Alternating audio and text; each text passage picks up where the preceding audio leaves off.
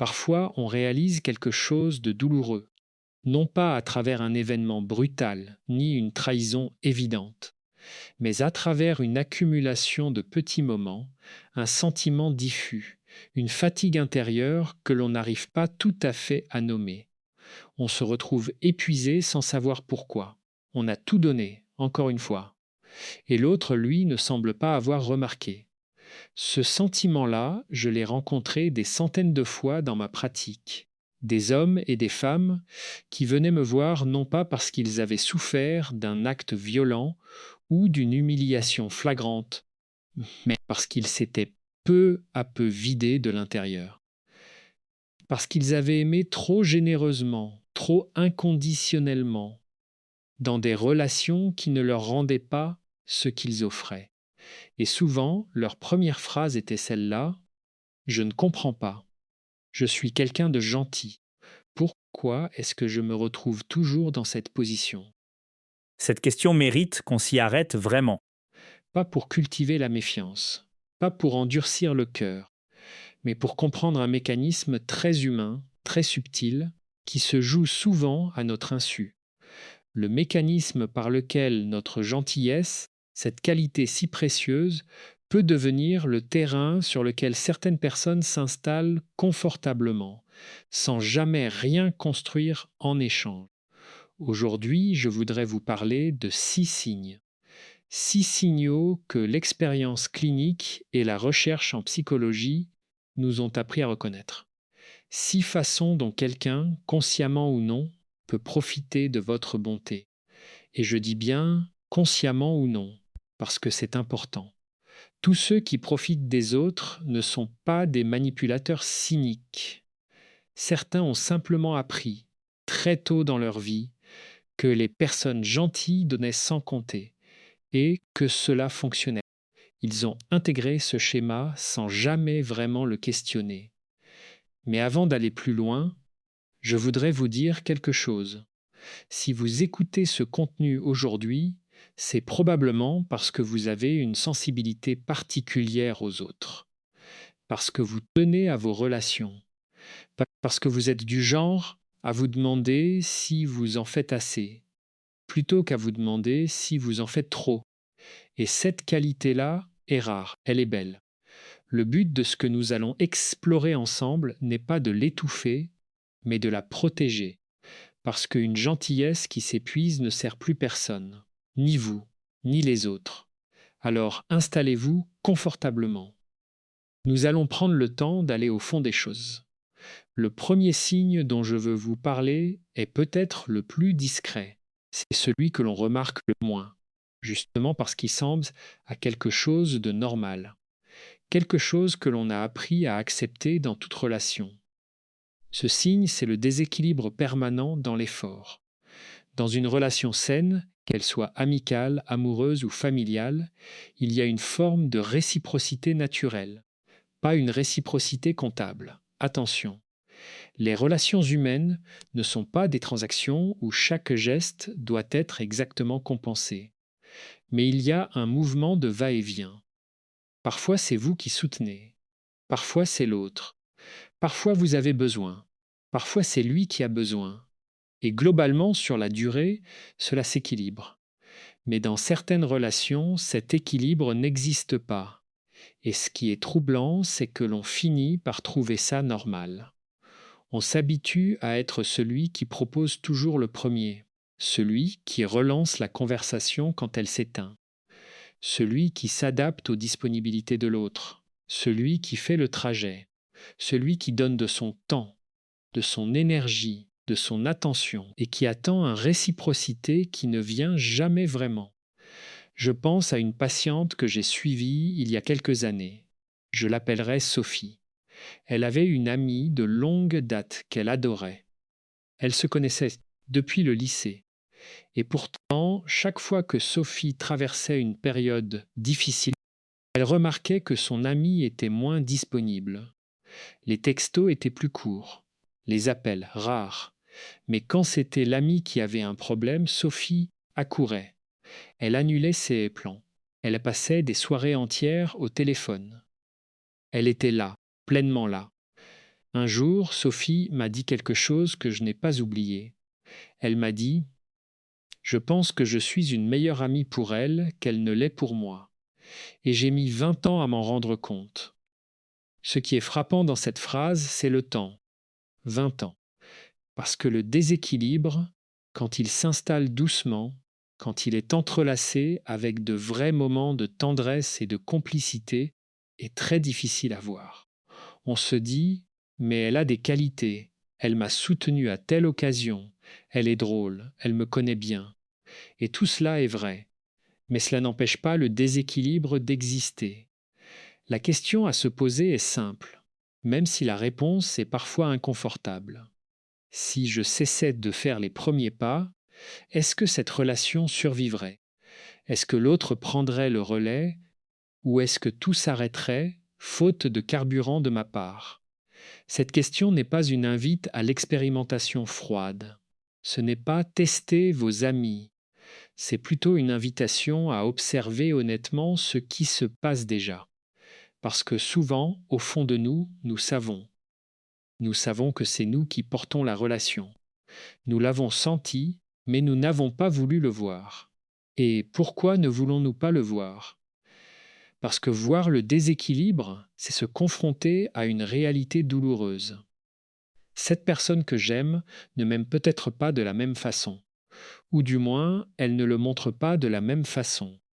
Et cette douleur-là, nous préférons parfois l'éviter en continuant à donner, à espérer, à justifier. Il y a une expression que j'utilise parfois: porter une relation à bout de bras. C'est une image qui parle à beaucoup de gens. Vous pouvez tenir quelque chose à bout de bras pendant un moment. Mais si l'autre n'aide pas à porter, vos bras vont finir par fléchir. Et quand vous lâchez, ce n'est pas de la faiblesse. C'est simplement la limite naturelle de l'effort humain.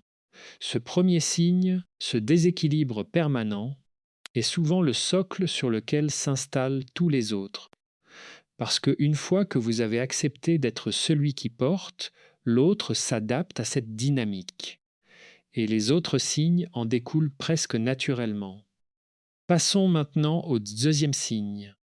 Celui-là est plus visible que le premier, mais il est souvent enveloppé dans une logique apparemment raisonnable qui le rend difficile à contester. C'est l'utilisation sélective de votre disponibilité. Voici ce que j'entends par là. Certaines personnes savent, souvent de manière intuitive, que vous serez là.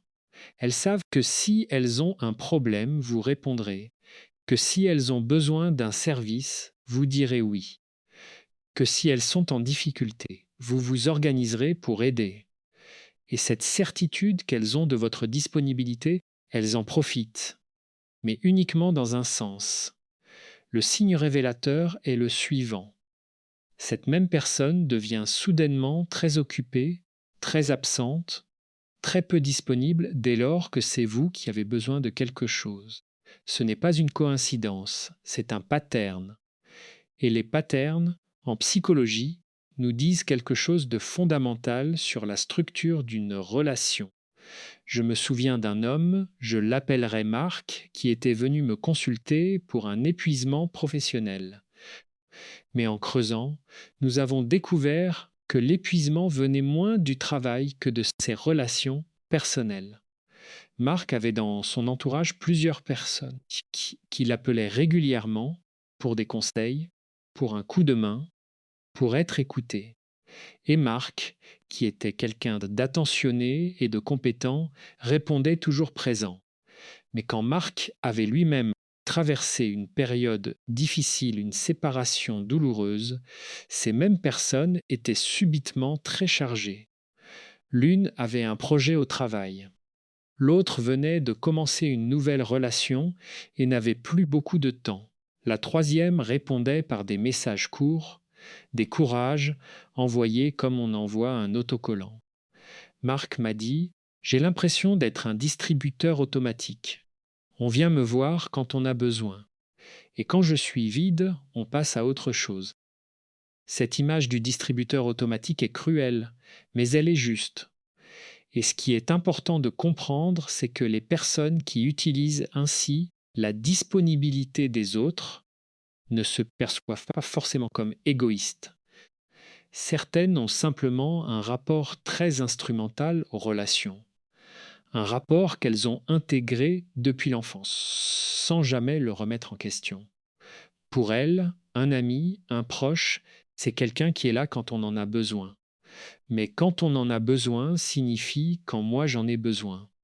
La réciprocité, dans ce schéma, n'est tout simplement pas dans leur logique relationnelle. Non pas par cruauté, mais par construction psychologique. Cela ne rend pas la situation moins douloureuse pour vous, mais cela aide parfois à ne pas tout porter sur le registre de la trahison intentionnelle. Certaines personnes profitent des autres, non pas parce qu'elles ont décidé de le faire, mais parce qu'on leur a toujours laissé la possibilité de le faire. Et cette possibilité, c'est souvent nous qui la leur offrons, en ne disant jamais non, en ne signalant jamais notre propre épuisement, en absorbant le déséquilibre avec une patience qui, au fond, ne nous protège pas. Je reviendrai plus tard sur la question des limites, car c'est un sujet central. Mais pour l'instant, retenons ce deuxième signe. Quelqu'un est systématiquement disponible pour prendre et systématiquement indisponible pour donner. Et ce n'est pas une coïncidence. Nous allons maintenant aborder le troisième signe. Et celui-ci touche à quelque chose de particulièrement subtil, qui demande une certaine honnêteté envers soi-même pour être reconnu. Ce troisième signe, c'est la culpabilisation inversée. Voici comment elle fonctionne. Vous avez fait quelque chose de gentil pour quelqu'un. Vous avez aidé, soutenu, donné. Et un jour, pour une raison ou pour une autre, vous n'êtes pas disponible. Ou vous exprimez une limite. Ou vous dites non. Et là, quelque chose d'étrange se produit. Au lieu que la relation continue normalement, vous vous retrouvez position de celui qui doit se justifier, celui qui a mal agi, celui qui a déçu. L'autre n'exprime pas directement de la colère. C'est rarement aussi net. Mais il y a une froideur soudaine, un silence qui dure un peu trop longtemps, une phrase glissée. Non, c'est bon, ne t'inquiète pas, je me débrouillerai. Dite d'une façon qui signifie exactement l'inverse. Ou encore, je pensais pouvoir compter sur toi. Et vous qui y êtes quelqu'un de sensible, qui tenez à cette relation, qui avez peur de blesser, vous ressentez immédiatement une chose, la culpabilité. Une culpabilité qui n'a pas de raison d'être, objectivement. Vous aviez le droit de ne pas être disponible. Vous aviez le droit de dire non. Mais la culpabilité est là quand même, comme une douleur fantôme. Et souvent, pour faire taire cette culpabilité, vous cédez, vous vous surexpliquez, vous compensez, vous faites encore plus que ce que l'autre demandait initialement, pour vous racheter d'une faute que vous n'avez pas commise. Ce mécanisme a un nom en psychologie. On parle parfois de manipulation par la culpabilité ou de gaslighting émotionnel dans ses formes les plus prononcées. Mais dans les relations du quotidien, il n'est pas toujours aussi délibéré. Certaines personnes ont appris très tôt, souvent dans leur famille d'origine, que la meilleure façon d'obtenir ce qu'elles voulaient était de rendre l'autre responsable de leur douleur. Ce n'est pas une stratégie consciente, c'est un réflexe. Mais c'est un réflexe qui vous épuise. Le signe le plus révélateur de ce pattern est le suivant. Dans vos interactions avec cette personne, vous avez presque toujours le sentiment d'avoir tort, même quand vous avez bien agi, même quand vous avez été généreux. Il y a toujours quelque chose qui n'était pas assez bien, pas au bon moment. Et cette sensation chronique d'insuffisance, elle n'est pas le reflet de la réalité. Elle est le produit d'une dynamique relationnelle déséquilibrée. Une de mes patientes me décrivait sa relation avec sa mère de cette façon. Quand je lui rends un service, elle est contente 5 minutes. Puis elle trouve toujours un défaut. J'aurais pu le faire plus tôt, ou différemment, ou avec plus d'enthousiasme. Et moi, je repars toujours avec l'impression d'avoir raté quelque chose. Cette femme n'avait rien raté. Elle faisait tout ce qu'elle pouvait, et même plus. Mais le cadre relationnel que sa mère avait instauré depuis l'enfance était un cadre dans lequel la fille devait toujours se sentir redevable. Et cette redevabilité chronique garantissait que la fille continuerait à donner, à chercher l'approbation, à essayer d'atteindre un niveau de perfection qui n'existerait jamais. Si vous vous reconnaissez dans cette description, j'aimerais vous dire quelque chose d'important. Le fait que vous vous sentiez souvent coupable dans une relation ne signifie pas que vous avez mal agi. Parfois, la culpabilité que nous ressentons n'est pas un signal de notre propre comportement. C'est un signal du comportement de l'autre. Une culpabilité saine nous dit « J'ai fait quelque chose qui va à l'encontre de mes valeurs, je dois y remédier ». Une culpabilité toxique nous dit « Je n'ai pas satisfait les attentes de l'autre, même si ces attentes étaient déraisonnables ». Apprendre à faire la différence entre les deux est l'un des travaux les plus importants et les plus libérateurs que l'on puisse faire sur soi. Si ce que vous entendez aujourd'hui vous parle, si cela fait écho à quelque chose dans votre vie, je vous invite à prendre un moment pour vous abonner à cette chaîne, parce que nous abordons régulièrement ces sujets qui touchent à la vie intérieure, aux relations, à l'art de se préserver tout en restant ouvert aux autres. Et chaque épisode est une invitation à aller un peu plus loin dans cette connaissance de soi. Continuons avec le 4e signe. Et celui-ci, je le trouve particulièrement important parce qu'il touche à quelque chose que beaucoup de personnes généreuses vivent sans le nommer. Le 4e signe, c'est que vos besoins sont systématiquement minimisés ou ignorés. Dans une relation où l'on vous respecte vraiment, vos besoins ont une place. Pas une place absolue, pas une place qui écrase tout le reste, mais une place réelle. Quand vous dites « j'ai besoin de calme ce soir », on l'entend. Quand vous exprimez une inquiétude, on la prend au sérieux. Quand vous avez mal, quelqu'un est là.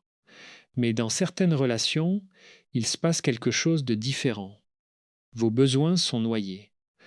Soit parce que l'autre parle toujours plus fort, en volume ou en intensité, de ses propres besoins. Soit parce que vos préoccupations sont systématiquement relativisées. Tu t'inquiètes pour rien. Tout le monde traverse ça. C'est pas si grave. Tu es trop sensible. Ces phrases-là, répétées dans le temps, ont un effet dévastateur sur l'estime de soi. Elles vous apprennent peu à peu à ne plus exprimer vos besoins, à les garder pour vous, à vous convaincre vous-même qu'ils sont excessifs, déplacés, encombrants. Et le paradoxe cruel, c'est que plus vous apprenez à taire vos besoins, plus vous devenez disponible pour les besoins de l'autre. Plus vous semblez ne pas avoir de problème, plus vous semblez prêt à absorber les problèmes des autres. Et la dynamique s'installe encore davantage. Je pense à un homme que j'ai accompagné pendant plusieurs années.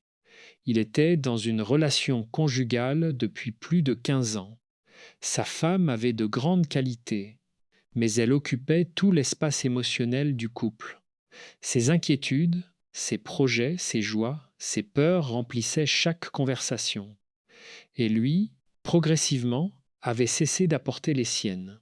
Pas parce qu'il n'en avait pas, mais parce qu'il avait appris que quand il le faisait, soit la conversation revenait très vite sur elle, soit il avait l'impression de ne pas être vraiment entendu. Il m'a dit un jour, « Je me suis rendu compte que je savais tout d'elle et qu'elle savait presque rien de moi. Non pas parce que je cachais des choses, mais parce qu'elle ne posait jamais vraiment de questions. » Cette phrase m'avait beaucoup frappé, parce qu'elle révèle quelque chose d'essentiel sur les relations déséquilibrées. Il n'y a pas forcément de la mauvaise volonté. Il y a parfois simplement une personne qui n'a jamais développé la capacité d'être vraiment curieuse de l'autre, qui n'a jamais appris à s'intéresser sincèrement à quelqu'un d'autre qu'elle-même. Et ces personnes-là, elles finissent naturellement avec les gens généreux. Les gens généreux qui savent écouter, qui savent s'effacer, qui savent faire de la place. Et cette complémentarité apparente fonctionne pendant un temps, jusqu'à ce que la personne généreuse réalise qu'elle s'est peu à peu effacée complètement. Vos besoins sont importants. Votre intériorité mérite d'être connue. Si vous êtes dans une relation où vous avez le sentiment de n'exister que dans la mesure où vous êtes utile à l'autre, c'est un signal qui mérite votre attention. Permettez-moi maintenant d'aborder le 5e signe. Et je vais vous prévenir, celui-ci est souvent le plus douloureux à reconnaître parce qu'il concerne des personnes que l'on aime souvent profondément. Le 5e signe, c'est la valorisation conditionnelle de votre présence. Voici ce que cela signifie concrètement. Vous vous sentez aimé, apprécié, valorisé par cette personne quand vous lui donnez quelque chose, quand vous rendez un service, quand vous êtes disponible, quand vous validez ses choix, quand vous êtes en accord avec elle. Mais dès que vous exprimez un désaccord, une réserve, un besoin qui va à l'encontre de ce qu'elle attend, quelque chose change dans sa façon de vous traiter. Ce n'est pas toujours visible. Parfois, c'est très subtil.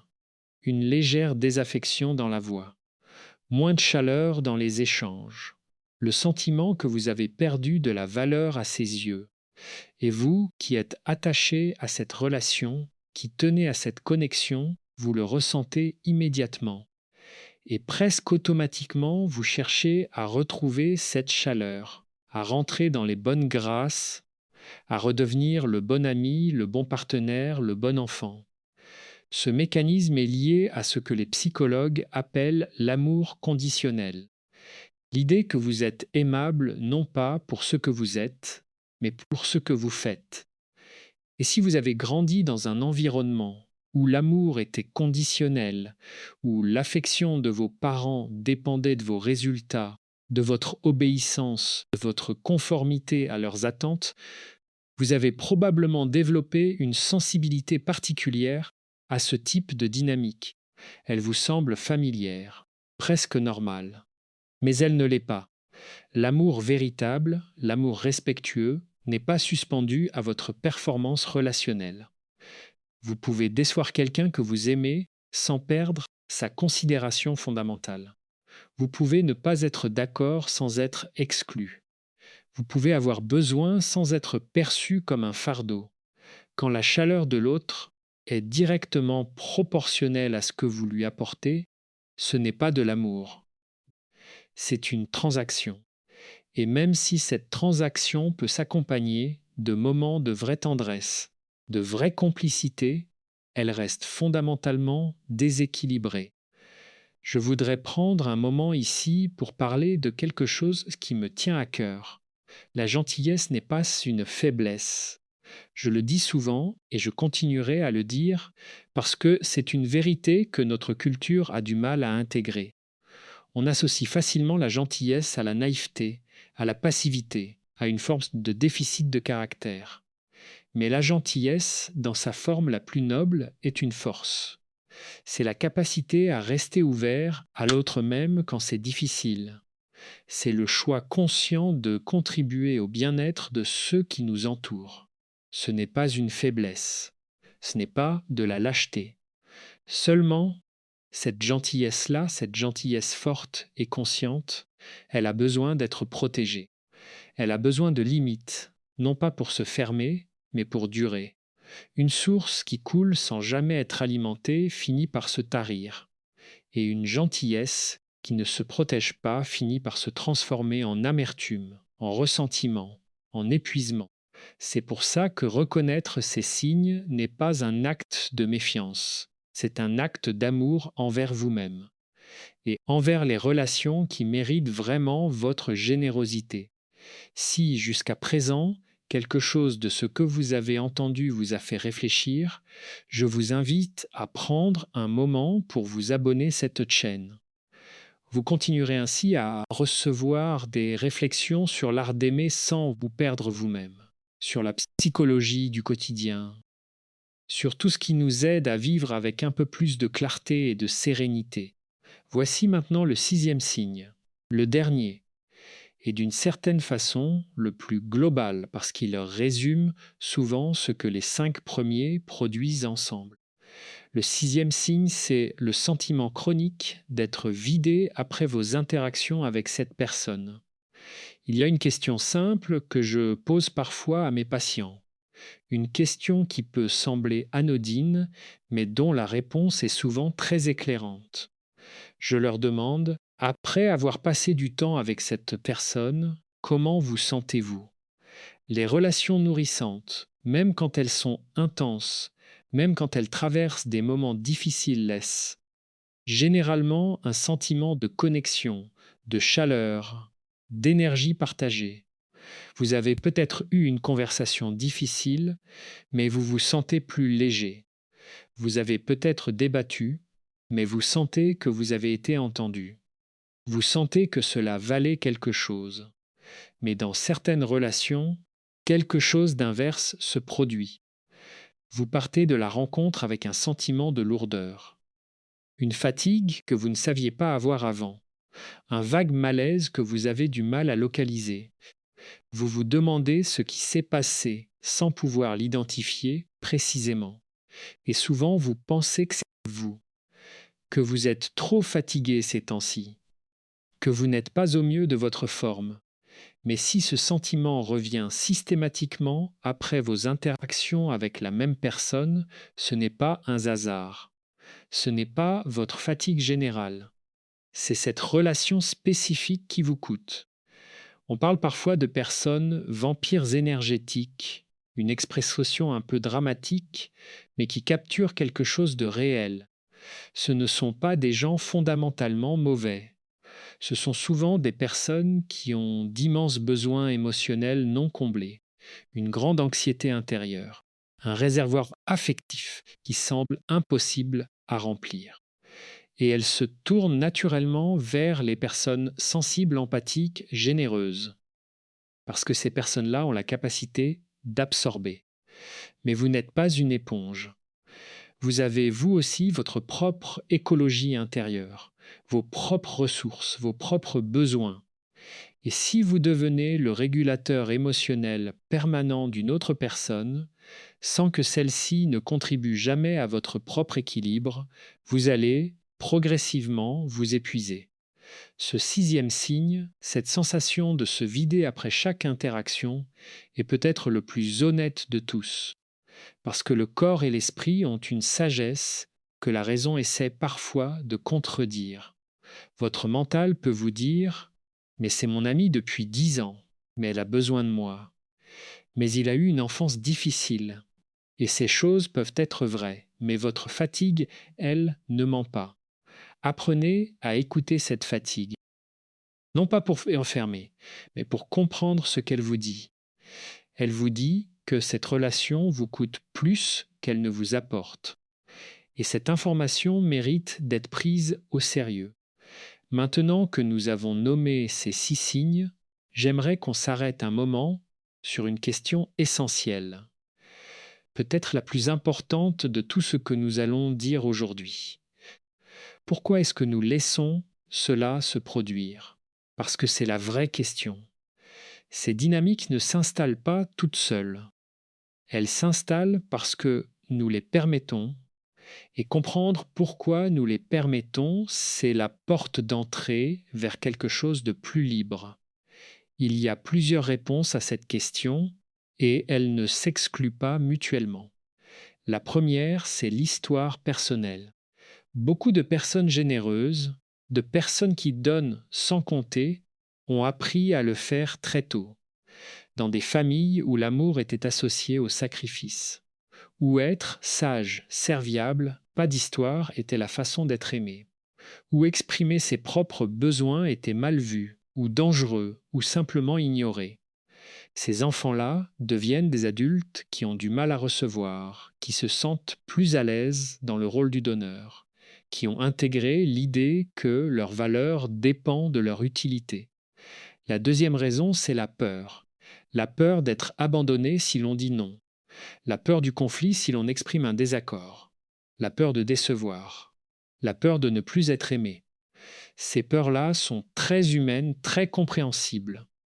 mais elles peuvent nous amener à accepter des situations qui nous abîment, simplement pour éviter d'affronter ce que nous craignons. La troisième raison, c'est la confusion entre la bonté et la complaisance. Beaucoup de personnes généreuses croient sincèrement que dire non est un manque de générosité, que poser des limites est un manque de compassion, que se protéger est une forme d'égoïsme. Et cette confusion, cette équation fausse entre bonté et complaisance, les amène à donner bien au-delà de ce qui est sain. Mais la vraie générosité n'est pas l'effacement de soi. La vraie générosité, c'est la capacité à donner librement, depuis un espace de plénitude, sans que cela ne vous détruise. Et pour cela, il faut que vous existiez. Il faut que vous ayez des contours, des limites, une forme propre. Sinon, vous ne donnez plus depuis votre cœur. Vous donnez depuis votre peur. Il y a une métaphore que j'utilise souvent, celle du masque à oxygène dans les avions. Vous connaissez l'instruction. En cas de dépressurisation, mettez d'abord votre propre masque avant d'aider les autres. Cette instruction n'est pas de l'égoïsme, c'est de la sagesse pratique. Si vous perdez connaissance en essayant d'aider votre voisin, vous ne pouvez plus aider personne. Il en va de même dans les relations. Si vous vous videz complètement pour les autres, vous ne serez plus en état d'être présent pour personne, ni pour eux, ni pour vous. Donc prendre soin de vous n'est pas une trahison de votre générosité. C'est sa condition. Permettez-moi maintenant d'aborder quelque chose de plus concret. Parce que nommer les signes, comprendre les mécanismes, c'est important. Mais la vraie question est, qu'est-ce qu'on fait avec tout ça? La première chose, et je la considère comme fondamentale, c'est de développer ce que j'appelle une conscience relationnelle active. C'est-à-dire la capacité à observer vos relations non pas seulement depuis l'intérieur de l'émotion, mais avec un peu de recul. Pas de façon froide ou analytique, mais avec cette lucidité bienveillante que l'on peut avoir sur soi-même quand on se regarde avec honnêteté. Concrètement, cela peut vouloir dire tenir une sorte de journal de vos relations.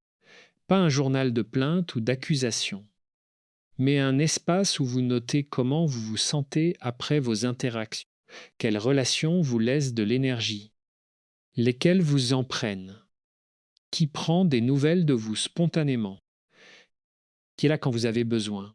Ces observations, sur la durée, dessinent un tableau assez fiable de la réalité de vos relations. Et ce tableau, une fois visible, est difficile à ignorer. La deuxième chose, c'est d'apprendre à exprimer vos besoins. Je sais que pour beaucoup de personnes gentilles, c'est l'une des choses les plus difficiles. Exprimer un besoin, ça peut sembler égoïste, encombrant, lourd. Mais un besoin exprimé clairement, avec calme et respect, n'est pas un fardeau. C'est une invitation à une relation plus vraie. Quand vous dites « j'ai besoin que tu sois là pour moi ce soir », vous ne demandez pas la lune. Vous permettez à l'autre de vous connaître vraiment. Et si l'autre est incapable de répondre à ce besoin, ou peu désireux de le faire, vous avez une information précieuse sur la nature de cette relation. La troisième chose, c'est la plus difficile. C'est d'accepter que toutes les relations ne peuvent pas être rééquilibrées. Certaines personnes ne changeront pas. Non par mauvaise volonté, parfois, mais parce que le changement demande une conscience de soi et une volonté de remise en question qu'elles n'ont pas, ou pas encore. Et face à ces personnes, vous avez un choix difficile, parfois douloureux, mais réel. Vous pouvez choisir de maintenir la relation en acceptant ses limites, en ajustant vos attentes, en vous protégeant mieux. Certaines relations valent d'être maintenues à une certaine distance, avec des limites claires, même si elles ne peuvent pas être ce que l'on aurait souhaité. Vous pouvez aussi choisir de vous éloigner, progressivement, sans drama, sans déclaration fracassante, simplement en réduisant l'espace que cette relation occupe dans votre vie, en vous tournant davantage vers des personnes qui vous nourrissent vraiment. Il n'y a pas de bonne réponse universelle. Il y a la réponse qui vous correspond à vous dans votre situation, à ce moment de votre vie. Et trouver cette réponse demande du temps, de l'honnêteté et parfois de l'accompagnement. Parlons maintenant de quelque chose qui me tient à cœur, la question des limites, parce que c'est souvent là que tout se joue, et c'est souvent là où les personnes généreuses ont le plus de mal. Une limite, ce n'est pas un mur, c'est une frontière. Et la frontière n'est pas là pour interdire l'accès. Elle est là pour définir où vous commencez et où l'autre finit. Pour qu'il y ait une rencontre possible, il faut deux personnes distinctes. Si l'une des deux s'efface complètement, il n'y a plus de rencontre. Il n'y a qu'une absorption. Poser une limite, c'est dire voici ce qui est possible pour moi. Voici ce que je peux donner sans me perdre. Voici où j'ai besoin que tu t'arrêtes. Ce n'est pas de la froideur, c'est de l'honnêteté. Et c'est paradoxalement ce qui rend les relations plus réelles. Parce que quand vous ne posez jamais de limites, quand vous vous adaptez toujours complètement aux besoins de l'autre, l'autre ne vous connaît pas vraiment. Il connaît quelqu'un qui dit toujours oui, quelqu'un qui est toujours disponible, quelqu'un qui n'a apparemment pas de besoin propre. Mais ce quelqu'un-là, ce n'est pas vous. C'est un personnage que vous avez construit pour être aimé. Et la vraie intimité, la vraie connexion, elle ne peut pas se nouer avec un personnage. Elle se noue avec une personne réelle, avec ses contours, ses limites, ses refus, ses besoins, ses contradictions. Dire non parfois est un acte d'amour, envers vous certes, mais aussi envers la relation, parce que cela donne à l'autre la chance de vous connaître vraiment. Et les personnes qui vous aiment pour ce que vous êtes et non pour ce que vous faites resteront. Celles qui partent parce que vous avez dit non, elles vous donnent également une information précieuse. Elles vous montrent que ce qu'elles aimaient en vous, c'était votre disponibilité, votre service, votre conformité à leurs attentes, pas vous. Je voudrais prendre un moment pour aborder une question que l'on me pose souvent. Comment faire la différence entre quelqu'un qui profite vraiment de votre gentillesse et quelqu'un qui traverse simplement une période difficile et qui a besoin de plus que d'habitude? C'est une excellente question et elle mérite une réponse honnête. La différence est souvent dans la durée et dans la conscience. Une personne qui traverse une crise, un deuil, un licenciement, une rupture, peut effectivement avoir besoin de beaucoup de votre part pendant un certain temps. Elle peut être moins disponible pour vous, moins à l'écoute, centrée sur sa propre douleur. Et c'est humain, c'est normal. Les crises ont cette tendance à rétrécir notre monde. Mais généralement, une fois la crise passée, cette personne reprend sa place relationnelle habituelle. Elle revient vers vous, elle reconnaît ce que vous avez donné. Elle cherche à rééquilibrer les choses. Elle se souvient que vous existez aussi. Alors que quelqu'un qui profite structurellement de votre gentillesse, lui, ne sort jamais vraiment de la crise, ou il en sort pour entrer dans une autre. Il y a toujours quelque chose qui justifie qu'il ait besoin de plus que vous, et la reconnaissance, si elle vient, est fugace, vite oubliée, rapidement remplacée par la prochaine demande. La question n'est pas est-ce que cette personne a eu besoin de moi? La question est est-ce que cette relation dans sa globalité, sur la durée, m'a nourri autant qu'elle m'a coûté? Et cette question, je vous encourage à vous la poser avec toute l'honnêteté dont vous êtes capable. Si ce chemin de réflexion vous accompagne depuis le début de cet épisode, sachez que c'est exactement l'espace que nous cherchons à créer ici. Un espace pour penser, pour s'interroger, pour grandir. Si vous ne l'avez pas encore fait, pensez à vous abonner pour continuer à recevoir ces contenus et à partager cet épisode avec quelqu'un qui pourrait en avoir besoin. Ces réflexions trouvent souvent leur plein sens quand elles sont partagées. Je voudrais maintenant vous parler de quelque chose que l'on aborde rarement dans ces discussions sur la générosité et les relations toxiques.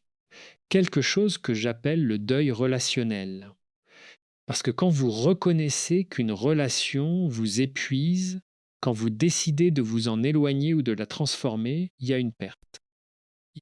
Et cette perte mérite d'être reconnue, d'être vécue, d'être pleurée si nécessaire. On peut avoir le deuil d'une relation qui n'a jamais été ce qu'on espérait. On peut pleurer l'ami qu'on croyait avoir et qui n'a jamais vraiment existé. On peut regretter les années d'énergie données sans retour. On peut ressentir de la colère, de la tristesse, du soulagement mélangé. Tout cela est normal. Tout cela fait partie du processus. Ce qui n'est pas utile, c'est de vous accabler de reproches, de vous demander comment vous avez pu ne pas voir plus tôt, de vous traiter d'idiot ou d'idiote. Vous n'étiez pas aveugle, vous étiez généreux, vous faisiez confiance, vous croyez au meilleur de l'autre. Ces qualités-là ne sont pas des fautes. Elles font partie de ce que vous êtes. L'objectif n'est pas de les éteindre. L'objectif est de les accompagner de discernement. Le discernement, c'est cette capacité à voir les choses telles qu'elles sont, sans la déformer ni par l'idéalisation ni par le cynisme. C'est voir l'autre avec ses qualités réelles et ses limites réelles. C'est voir la relation pour ce qu'elle est et non pour ce qu'on voudrait qu'elle soit. Et le discernement, ça s'apprend. Ce n'est pas une qualité innée. C'est quelque chose que l'on développe avec l'expérience, avec la réflexion, avec parfois l'aide d'un thérapeute, d'un ami de confiance ou de contenu comme celui-ci. Je voudrais également aborder la question de la compassion envers soi-même, parce que je la vois comme indissociable de tout ce dont nous avons parlé. Beaucoup de personnes généreuses ont une très grande passion pour les autres et très peu pour elles-mêmes. Elles accepteraient sans difficulté qu'une amie soit épuisée et ait besoin de soutien. Mais quand c'est elles-mêmes qui sont épuisées, elles se reprochent de ne pas faire assez, de ne pas être assez solide, de ne pas tenir mieux le coup. La compassion envers soi-même, c'est la capacité de se traiter avec la même gentillesse que vous traiteriez quelqu'un que vous aimez, de reconnaître votre propre douleur sans la minimiser, de vous dire c'est dur, ce que je traverse est difficile, et c'est normal que ce soit difficile. Cette autocompassion, les recherches en psychologie le confirment, n'est pas une forme d'indulgence qui nous rend moins performants ou moins motivés. Au contraire, les personnes qui savent être douces avec elles-mêmes sont plus résilientes face aux échecs, plus capables de se relever, plus ouvertes à l'apprentissage, parce qu'elles ne dépensent pas toute leur énergie à se flageller. Si vous avez passé des années à vous donner sans compter, à porter des relations qui ne vous portaient pas, à vous accuser d'insuffisance dans des dynamiques qui n'étaient pas de votre faute, vous méritez votre propre compassion. Pas la pitié, pas le victimisme, la compassion, la reconnaissance tranquille que vous avez fait de votre mieux avec ce que vous saviez et ce que vous étiez à ce moment-là. Et maintenant, vous savez un peu plus. Et avec ce savoir, vous pouvez faire différemment. Laissez-moi vous parler d'un concept que je trouve très utile dans ce contexte. C'est le concept d'intelligence relationnelle. L'intelligence relationnelle, ce n'est pas la capacité de manipuler les autres ou de calculer ses relations pour en tirer le maximum de profit. C'est presque l'inverse. C'est la capacité à voir clairement comment fonctionnent les dynamiques humaines, à reconnaître les patterns qui se reproduisent, à comprendre ce que les comportements de l'autre révèlent de sa propre psychologie et à partir de cette compréhension à faire des choix éclairés. Une personne intelligente relationnellement sait, par exemple, que quelqu'un qui profite de sa gentillesse a souvent lui-même une blessure profonde, une insécurité fondamentale, un besoin non comblé. Cela n'excuse pas son comportement, mais cela l'explique. Et comprendre, pas pour pardonner aveuglément, mais pour ne pas prendre les choses personnellement. Parce que l'une des souffrances les plus communes chez les personnes généreuses, c'est la tendance à prendre pour elles ce qui appartient à l'autre. Quand quelqu'un profite de vous, ce n'est pas parce que vous ne méritez pas mieux, c'est parce que cette personne fonctionne d'une certaine façon, parce qu'elle a ses propres blessures, ses propres angles morts, ses propres carences affectives. Vous n'êtes pas la cause de son comportement, vous en êtes simplement le récepteur. Et cette distinction est libératrice. Elle vous permet de cesser de vous demander ce que vous avez fait de mal, ce que vous auriez pu faire autrement, comment vous auriez pu mériter mieux. La réponse est simple, vous n'aviez rien à changer. C'est la relation qui n'était pas à sa juste place. Je voudrais maintenant vous parler du chemin vers des relations plus nourrissantes. Parce que tout ce dont nous avons parlé jusqu'ici ne sert à rien si nous nous arrêtons à la prise de conscience sans ouvrir vers quelque chose de plus vaste. Reconnaître les relations qui nous épuisent, c'est important. Mais l'objectif final, ce n'est pas d'être méfiant ni de vivre dans la retenue permanente. L'objectif, c'est de créer les conditions pour des relations qui nous permettent de grandir, de nous sentir vus, d'être nourris autant que nous nourrissons. Et ces relations-là existent. Elles sont peut-être moins nombreuses que nous le voudrions. Elles demandent souvent plus de temps à construire que les relations faciles et immédiatement fusionnelles. Mais elles durent, elles s'approfondissent, elles nous rendent meilleurs. Comment les reconnaître ? Elles ont quelques caractéristiques simples.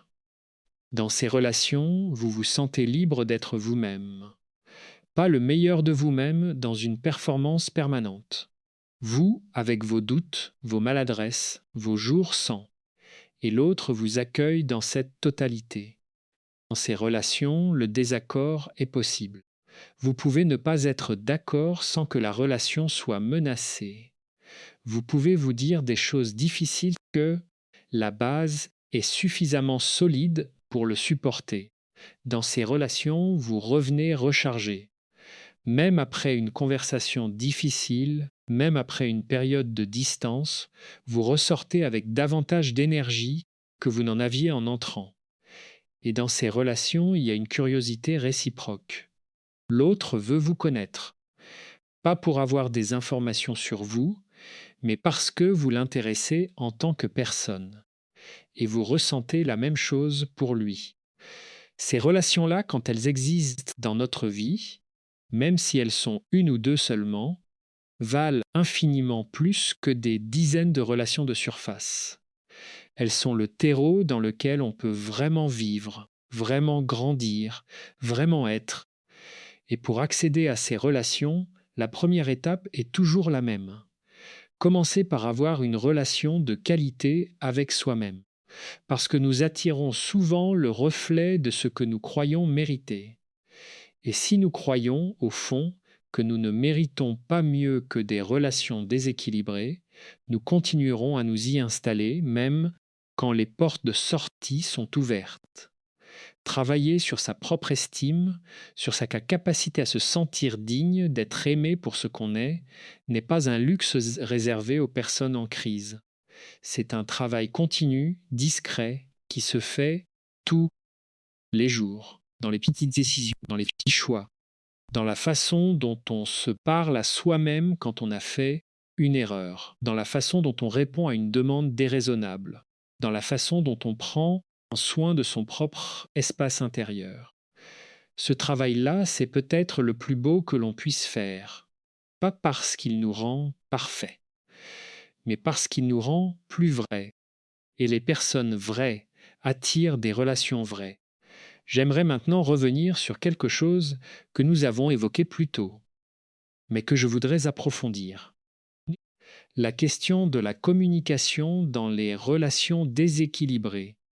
Parce que beaucoup de personnes, quand elles reconnaissent les signes dont nous avons parlé, ont une réaction immédiate: est-ce que je dois en parler à l'autre ? Et c'est une question légitime, importante, qui mérite une réponse nuancée. La réponse est: ça dépend. Ça dépend de la relation. Ça dépend de la personne.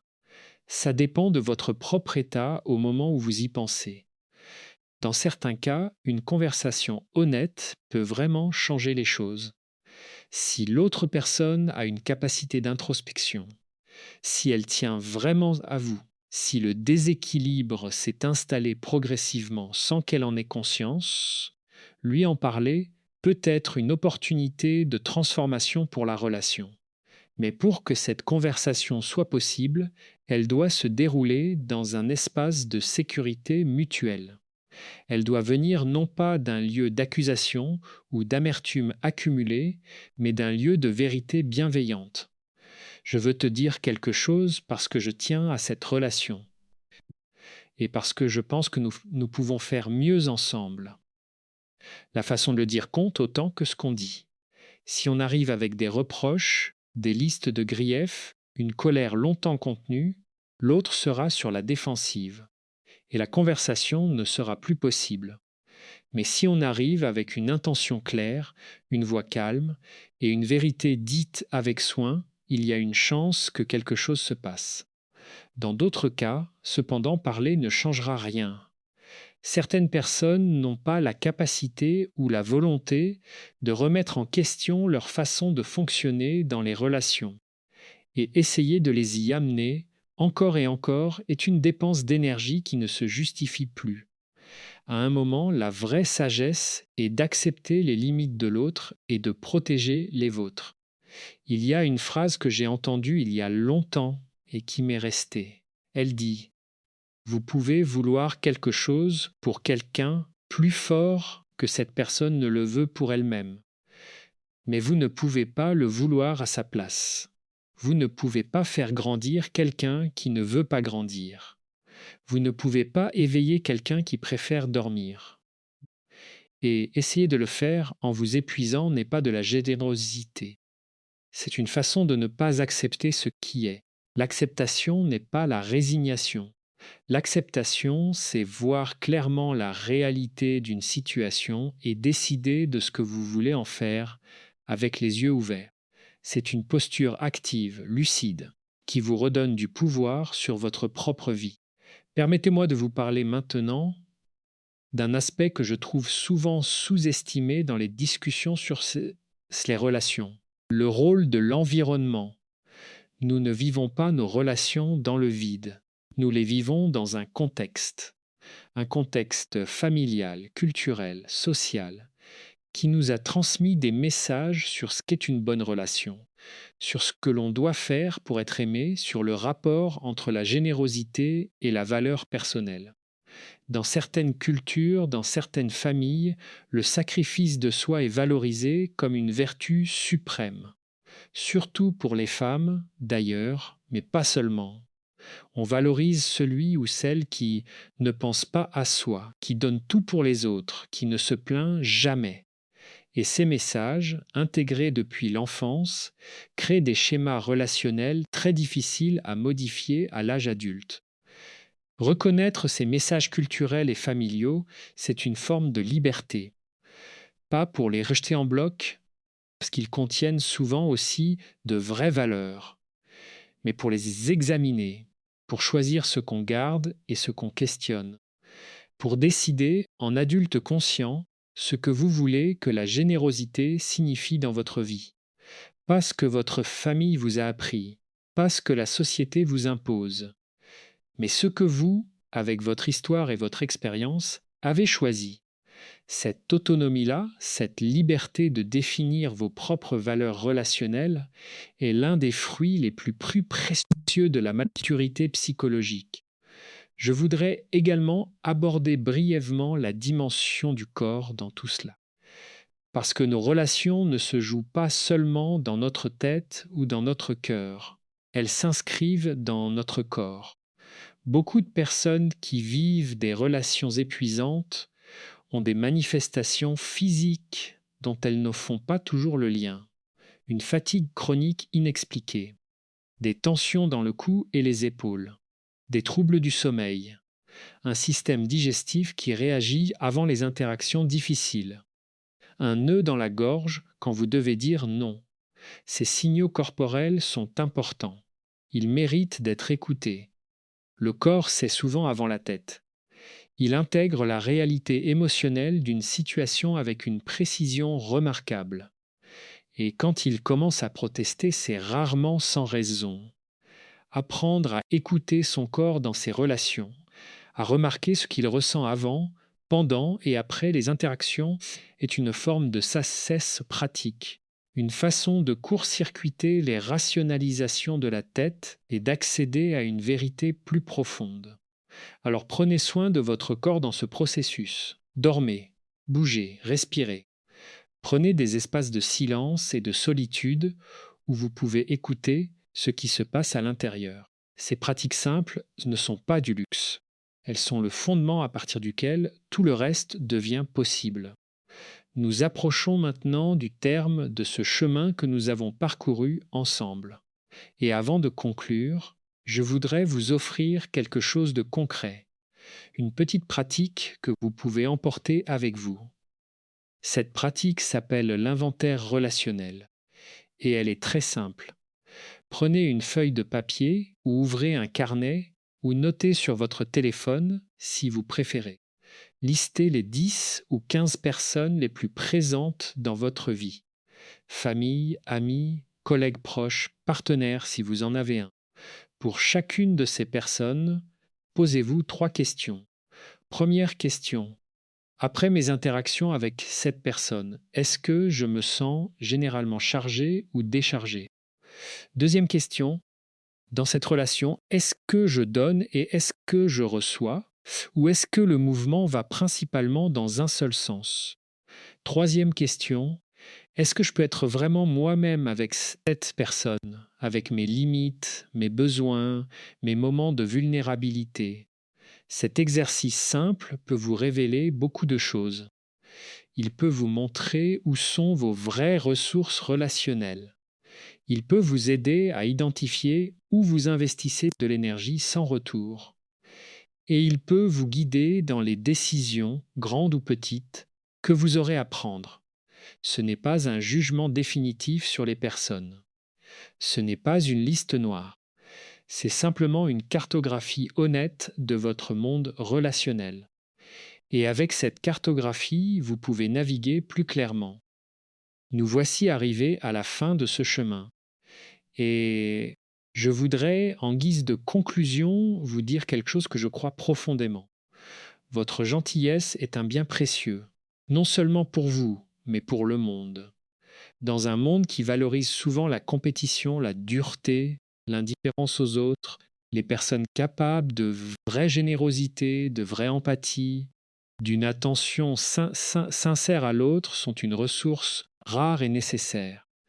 Mais cette gentillesse ne vaut quelque chose, ne peut durer, ne peut s'offrir pleinement que si elle est protégée, que si vous, la personne qui la porte, êtes protégée. Reconnaître que quelqu'un profite de votre gentillesse n'est pas un acte de méfiance, c'est un acte de lucidité. Et la lucidité est au service de l'amour, pas contre lui. Poser des limites n'est pas un manque de générosité, c'est une façon de rester capable de donner. Et exprimer vos besoins n'est pas de l'égoïsme, c'est une invitation à une relation plus vraie. Vous méritez des relations où vous existez pleinement, où votre présence est accueillie, pas seulement votre utilité, où vous pouvez donner et recevoir dans un mouvement naturel et équilibré. Ce n'est pas un idéal inaccessible. Ce n'est pas réservé aux chanceux ou aux privilégiés. C'est une aspiration juste et travailler vers elle, même lentement, même imparfaitement, est l'un des actes les plus courageux que l'on puisse faire. Parce qu'au fond, ce dont nous avons parlé aujourd'hui n'est pas qu'une question de relation, c'est une question d'identité, la question de qui vous êtes vraiment, de ce que vous valez vraiment, de ce que vous avez le droit d'espérer vraiment. Et la réponse à ces questions n'est pas dans le regard de l'autre, elle est en vous. Elle a toujours été en vous. Parfois, il faut juste du temps, de la réflexion et peut-être un peu d'accompagnement pour l'atteindre. Prenez soin de vous, avec la même attention que vous portez aux autres. avec la même patience que vous offrez aux personnes que vous aimez. Vous le méritez. Merci de m'avoir accompagné jusqu'ici. Si ce contenu vous a été utile, je vous invite à vous abonner et à le partager avec quelqu'un qui pourrait en avoir besoin. Ces réflexions trouvent tout leur sens quand elles circulent, quand elles touchent ceux qui en ont besoin au bon moment. Nous nous retrouvons dans le prochain épisode.